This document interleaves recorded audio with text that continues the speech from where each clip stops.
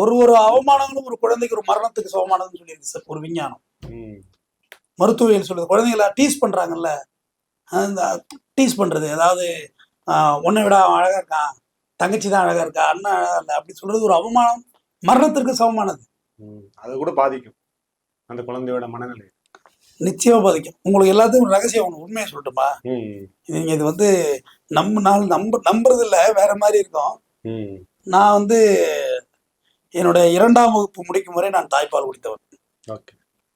கிட்டத்தட்ட எனக்கு அன்னைக்கு 7-7.5 வயசு வரைக்கும் நான் தாய்ப்பால் குடிச்சவன். ஊரே கிண்டல் பண்ணிச்சு. நான் கடைசி பிள்ளை.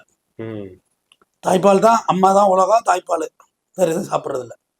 எங்க அப்பா ஒரு கம்யூனிஸ்ட்வாதி. நீ தாய், குழந்தை, பால் கொடுக்குறது உனக்கு பால் எப்போ நிற்குதோ அப்படின்ட்டு போட்டோம், அது வரைக்கும் அவன் குடிக்கட்டும் அப்படின்னாரு. குடிச்சிட்டே தான் இருந்தேன் பால், தாய்ப்பால் குடிச்சிட்டே தான் இருந்தேன்.